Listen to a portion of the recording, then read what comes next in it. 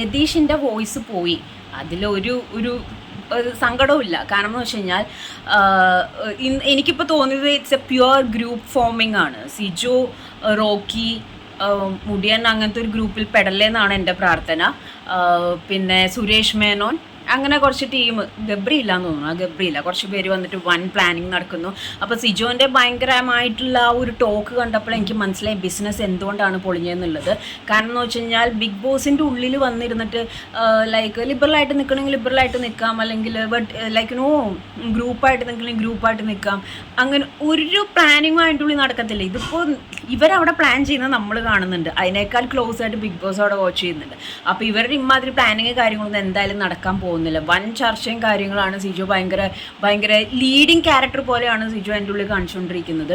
ആൾ ഭയങ്കര വർക്ക് ചെയ്ത് കുറേ ബിസിനസ്സും അല്ലെങ്കിൽ ടീച്ചർ അത് ഇതൊക്കെ കഴിഞ്ഞ് വന്നിട്ടുണ്ടെങ്കിലും ഇവിടെ ചില സിറ്റുവേഷനിൽ ആളൊരു ഓവർ ഇത് കാണിക്കുന്നുണ്ടോ എന്ന് എനിക്കൊരു ഡൗട്ടുണ്ട്.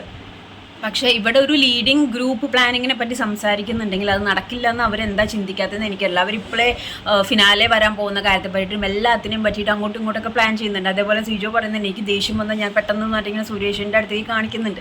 ഇതൊക്കെ ഇപ്പോൾ ഇവർ സമാധാനത്തിൻ്റെ അവസ്ഥയിൽ പറഞ്ഞുകൊണ്ടിരിക്കുകയാണ്. ഒരു 21 ദിവസം 30 ദിവസമൊക്കെ കഴിയുമ്പോഴേക്ക് ഇതിൻ്റെ കളർ അങ്ങോട്ട് വൃത്തിക്ക് മാറും. ഇപ്പോൾ സിജോ കാണിച്ച ആ ആക്ട് ശരിക്കും ചെയ്യേണ്ട അവസ്ഥയും പിന്നെ അങ്ങോട്ടും ഇങ്ങോട്ടും ഫൈറ്റും വൺ പ്ലാനിങ്. അതേപോലെ സീരിയൽ ഭാഗം ഒരു സെക്ഷൻ അപ്പുറത്ത് കുറച്ച് പേരൊക്കെ സേഫ് ഗെയിം ആയിട്ടുള്ള രീതിയിലേക്ക് ഇരിക്കുന്നുണ്ട്. അതിൽ സേഫ് ഗെയിം ആണോ അല്ലെങ്കിൽ ചാടേണ്ട സമയമായിട്ടില്ല എന്നുള്ള രീതിയിൽ ഇരിക്കുകയാണോ എന്ന് എനിക്കറിയത്തില്ല. ജാസ്മിൻ ഉള്ള പോലെ ലൈക്ക് ഇപ്പോൾ ചായയുടെ കാര്യം സംസാരിച്ചു, ഇപ്പോൾ ചായപാത്രം കഴുകി വെച്ചതിൻ്റെ കാര്യത്തിൽ രതീഷും യമുന റമിയും തമ്മിൽ സംസാരിക്കുമ്പോൾ ജാസ്മിൻ അതിനകത്ത് പറയുന്നുണ്ട് അത് ഇന്ന ആൾക്ക് നല്ല ആർക്ക് വേണേൽ ചെയ്യാം. അത് ശരിയാണ്. കിച്ചൺ ടീമായിട്ട് അവിടെ തിരിച്ചിട്ടുണ്ടെങ്കിൽ ആ ടീം മാത്രമേ ചെയ്യാവോന്നൊന്നുമില്ല. ആരോഗ്യമുള്ളവർക്ക് കൈക്കും കുഴപ്പമൊന്നുമില്ലാത്തവർക്ക് അവനവൻ്റെ ഗ്ലാസും പ്ലേറ്റും കഴുകി വെച്ചെന്ന് വെച്ചാൽ അവിടെ ബിഗ് ബോസ് പിടിച്ച് പുറത്താക്കുകയൊന്നുമില്ല. ജാസ്മിൻ ലിറ്ററലി രതീഷിനെ കാമാക്കാൻ നോക്കുന്നുണ്ട്. അത് വേണമെങ്കിൽ കുറച്ചും കൂടി നിന്ന് പോയിക്കോട്ടെ എന്ന് വിചാരിച്ചിട്ടാണ് വെക്കുന്നത്. പക്ഷേ ജാസ്മിൻ പരമാവധി സപ്പോർട്ട് ചെയ്ത് തോന്നുന്നുണ്ട്. പക്ഷേ രതീഷ് എന്ന് പറഞ്ഞാൽ ഭയങ്കര ഒച്ചെടുത്ത് സംസാരിക്കുന്നത് എനിക്ക് മനസ്സിലാവുന്നില്ല. ഭയങ്കര ഓവർ റിയാക്റ്റും ഭയങ്കര ഒരു ആൻഡ് പുള്ളി എപ്പോഴും പറയുന്നുണ്ട് പ്രേക്ഷകർ കാണുന്നുണ്ട്, ചുറ്റുള്ളവരും കാണുന്നുണ്ട്, നിങ്ങളുടെ അടുത്തുള്ള കണ്ടസ്റ്റൻസ് കാണുന്നുണ്ട്, ബിഗ് ബോസും കാണുന്നുണ്ട്. അപ്പോൾ പുട്ടിന് തേങ്ങിട്ട മാതിരി ഭയങ്കര ഇമേജ് കോൺഷ്യസ് ആവാതെ ഇരിക്കുക. ഇമേജ് കോൺഷ്യസ് ആവുന്നുണ്ട്, പ്രേക്ഷകർ കാണുന്നുണ്ട് എന്നുള്ളൊരു വൈബ് പിടിച്ചുകൊണ്ടാണ് രതീഷ് ഭയങ്കര ഓവർ റിയാക്ട് ആവുന്നതും സൗണ്ട് കൂടുന്നതും സൗണ്ട് പോയതും തൊട്ടേനും പിടിച്ചതിനുള്ള സംസാരവും ജാൻമോണിയുടെ എന്ന ആട്ട് കിട്ടേണ്ട അവസ്ഥ അതൊക്കെ ലൈറ്റാക്കി വിടേണ്ട കാര്യം. ഇതിലും വലിയ റിയാക്ട് ചെയ്യുന്ന പ്രശ്നങ്ങൾ ഇനിയും വരും. കാരണം ജസ്റ്റ് സ്റ്റാർട്ടായിട്ട്.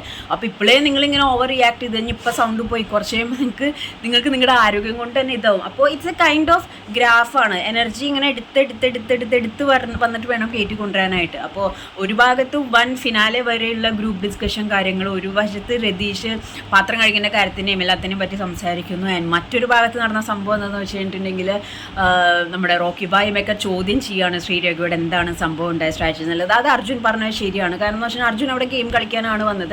കഴിഞ്ഞ കട്ട ടാസ്കിൽ ഞാൻ കട്ടെടുത്ത് കളഞ്ഞപ്പോഴത്തെ ഒരു മണ്ടത്തരം അർജുൻ അത് കാണിച്ചില്ല. ശ്രീരേഖയ്ക്ക് തോന്നി അർജുൻ നന്നായിട്ട് കളിക്കുന്നു. So she just support Rocky പവറിൽ പോകരുതെന്നുള്ള പ്ലാനിങ് തന്നെ. It's A game.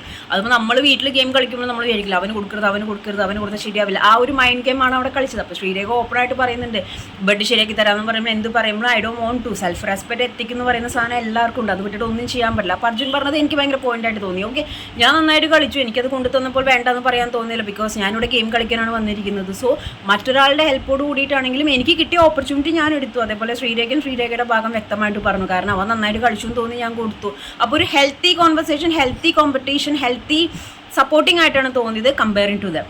സോ എന്തായാലും വൻ ചർച്ചകൾ ഓരോ മൂലയ്ക്ക് ഇങ്ങനെ അടുപ്പുകൾ പോലെ ഓരോ ഗ്രൂപ്പായിട്ട് ഫോമായി വരുന്നുണ്ട്. മച്ചം വരെ നമുക്ക് നോക്കാം.